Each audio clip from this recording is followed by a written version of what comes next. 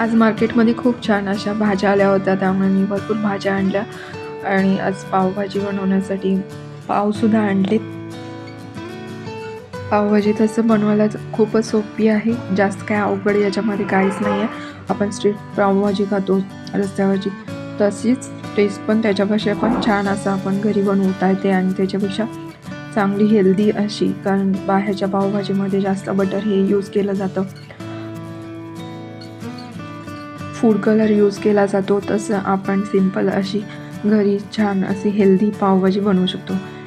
नमस्कार सर्वांना, मी आहे अर्पिता आणि माझ्या कुकिंग ब्लॉगमध्ये तुम्हा सर्वांचं स्वागत आहे. इथे मी भाज्या घेतलेल्या आहेत: बटाटा, टॅमॅटो, फ्लावर, कोथिंबीर आणि बटाट्याची सालं काढून घेतलेले आहेत. पहिला प्रकारे सगळे साल 4 बटाटे इथे घेतलेले आहेत आणि ते असे स्क्वेअरमध्ये कट करून घेतलेले आहेत आणि पाण्यामध्ये डीप करून ठेवायचे आहेत, नाहीतर ते काळे पडू शकतात. त्यामुळे मी हे तर पाण्यामध्ये घालून ठेवलेले आहेत बटाटे कट केल्यानंतर. आणि त्याच्यानंतर लगेचच मी फ्लावरसुद्धा थोडासा कट केलेला आहे. फ्लावर पूर्ण नाही वापरलेला, थोडा अर्धा घातलेला आहे. हा फ्लावर यूज केलेला आहे इथं. आपल्याला फ्लावरमुळे छान असं पावभाजीला टेस्ट येते, त्यामुळे पावभाजी चांगली बनते. त्यामुळे फ्लावर घालावा. आणि 4 टॅमॅटो घेतलेले आहेत, ते सुद्धा असे स्क्वेअरमध्ये कट केलेले आहेत टॅमॅटो चांगले. 4 टॅमॅटो घेतलेले आहेत, एकदम रेडिश असे टॅमॅटो घ्यायचे आहे, ज्याच्यामुळे पावभाजीला खूप छान असा कलरसुद्धा येतो. आणि इथं एकच मी ढबू मिरची घेतलेली आहे. शिमला मिरची तुम्ही एकच घ्या, नाहीतर नाही घेतला तरी चालेल.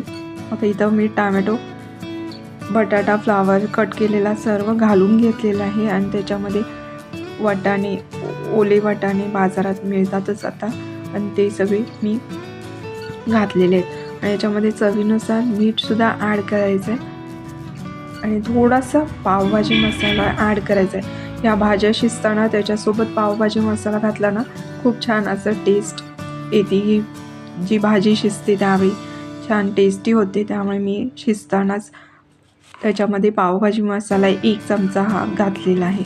आणि आपण आता पावभाजी परतण्यासाठी, फोडणीसाठी मी इथं 4 कांदे पेस्ट करून घेणार आहे. असे स्क्वेअर करून घेतलेले आहेत, त्यामुळे मिक्सरमध्ये चांगली इझिली पेस्ट होईल कांद्याची. त्याच्यासाठी मी असे कट करूनच घातलेले आहेत. आणि आपला कुकर एक 4 शिट्टी झाल्यानंतर, थंड झाल्यानंतर आपल्याला उघडून बघायचं आहे. आणि पूर्ण भाज्या ह्या 3 ते 4 शिट्टीमध्ये पूर्ण गिर अशा शिजलेल्या आहेत भाज्या, पाहू शकता. याच्यामध्ये बटाटा, फ्लावर एकदम गिर असे छान शिजलेले आहेत. वाटाणासुद्धा शिजलेला आहे, ओला वाटाणा आहे, त्यामुळे त्याला शिजायला काही जास्त टाईम लागत नाही. तरी पण वाटाणे शिजले तरी फुटत नाहीत जास्ती, तसे राहतात. आणि आपण स्मॅशरनं स्मॅश करून घ्यायची आहे चांगली भाजी. मी इथं पॅनमध्ये बटर यूज केलेला आहे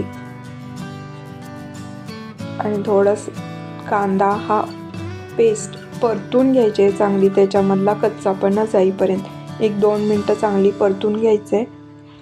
आणि याच्यामध्ये मी धने पावडर 1 चमचा, जिरे पावडर पाव चमचा, काश्मीरी लाल तिखट आणि पावभाजी मसाला हे 2-2 चमचे ॲड करणार आहे. आपल्याला गरजेनुसार आपण नंतरसुद्धा घालू शकतो, वरतून कमी पडल्यास लाल मिर्च. आता मी इथं पावभाजी मसाला ऑलरेडी टाकला होता 1 चमचा भाज्या शिजताना, त्यामुळे मी इथं 2 चमचे होईल एवढं पावभाजी मसाला ॲड केलेला आहे, घालून घेतलेला आहे. आणि याच्यामध्ये आता स्मॅश केलेली सर्व भाजी याच्यामध्ये घालून घेतलेली आहे.